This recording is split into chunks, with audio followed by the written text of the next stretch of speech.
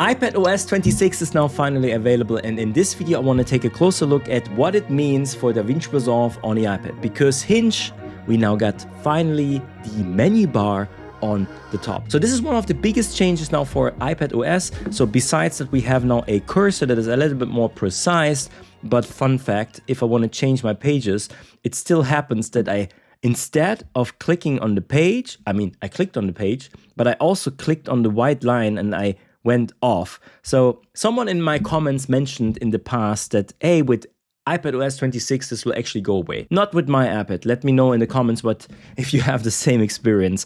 And if you're wondering how is it possible that I can get the edit page, is it the studio version, is it the free version? No, here on my channel, I actually have a video how to unlock all of the pages with the customizations, with the keyboard shortcuts. I have keyboard shortcuts for all of these pages. I can open them up. You don't need the studio version for that. And fun fact, one of the new changes that we now have, because we have this menu bar here on the top, if you click here on DaVinci Resolve, you will now find the keyboard customization. So you don't need to use Option, Command, and K anymore. That was the shortcut before. And that's actually very good news because sometimes, oh yeah, by the way, you can actually make your window now smaller. That's one of these things that with iPadOS 26, we have now these windows, but not every app is resizable. Like DaVinci, for example, has only 2 settings. This is what happens. So you can't use it in the vertical mode. This is because of DaVinci Resolve. Maybe in the future they will change that, I hope. You can actually double tap here or double click and then make your window big size. So in this video, I will not talk about iPadOS 26. You have a lot of interesting things that happened, right? If we go down here, you have these, and they call it liquid glass effect anywhere. So even here with my folders and everything, right? You see it here when you swipe down the control center.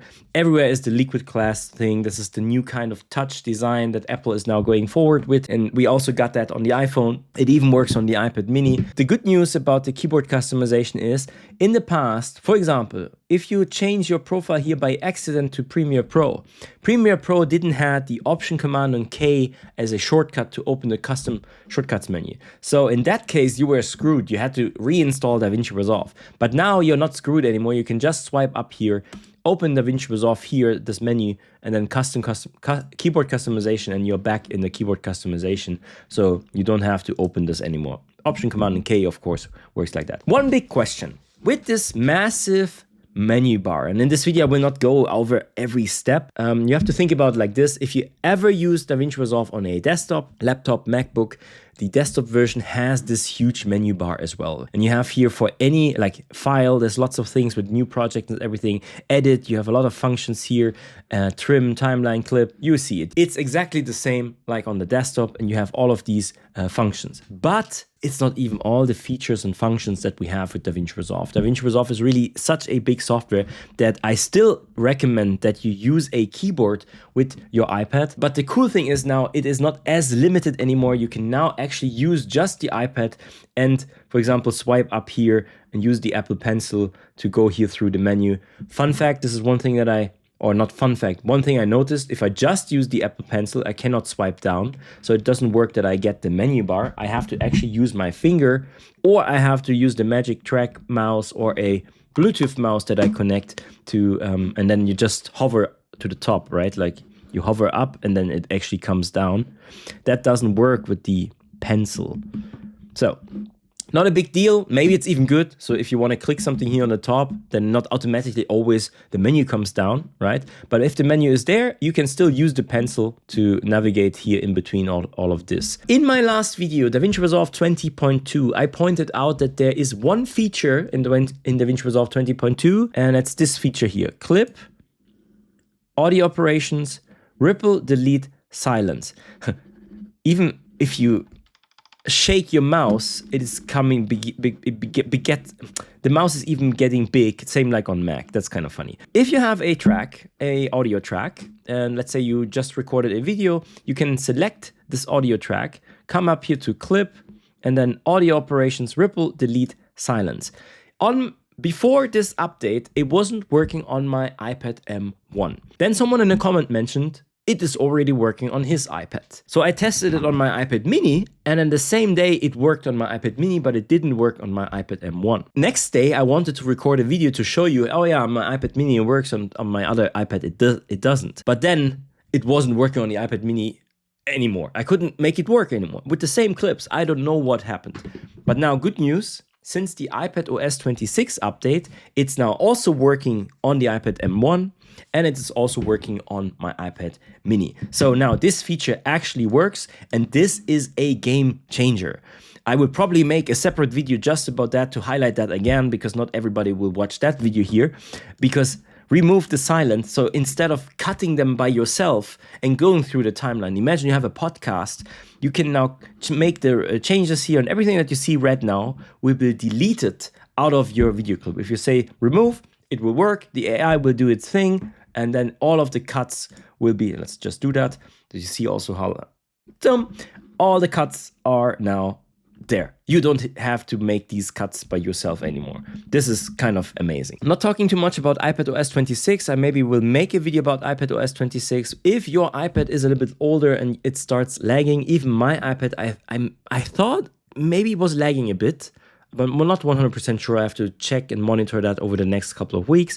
But there's two settings that you can change to make your iPad a bit faster. So you come here into the settings to accessibility, then here display and text size, you can actually reduce the transparency. So you cannot remove this liquid glass completely. There's no setting for that. But at least now, if you look here, all of this glossiness is gone. And it's also a little bit better to read. The same with the control center. So I still find it's ugly. Very honest with you. I think it looks more ugly than before. I liked it better before, but I guess I will get used to it. And the second setting that you can do is, again, accessibility. Under motion, you can reduce the motion. And what does means, like for example, if I swipe up here, you don't see any of these animations anymore. I immediately come back to my home.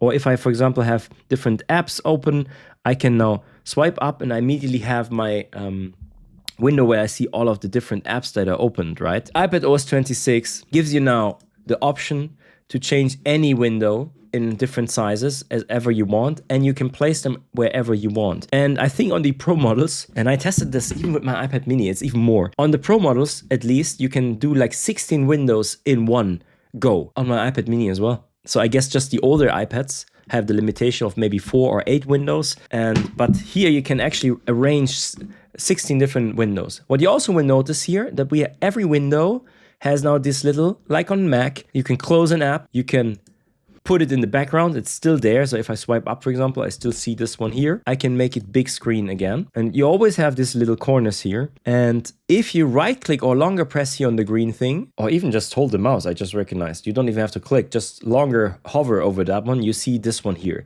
So you can flick this window here to the left. You can also use a flicker gesture, flick to the right, or flick to the top. Only that actually makes it big. I can also do this here on the top, on the bottom. And if you have multiple windows open another one. I can, for example, rearrange these two windows here, and then I can change that here in the middle. Oh, you can't do this with the Apple Pencil. So again, you have to use your finger for that. Okay, one thing I noticed. So this whole window thing, right? If you come to the settings and you come here to multitasking and gestures, window apps, this is the new default that will work on the iPad, even on the iPad minis and everything. This is how you use multiple windows at once. You can still go back to full screen, how it was in the past. So now every app is always full screen. But what I noticed, if you go back to full screen because you don't want any windows, you don't have the menu bar. So even if I now go here on the top or I try to swipe down, doesn't work. I can't get the menu bar anymore, which is a little bit stupid because for apps like DaVinci Resolve, it actually gives you more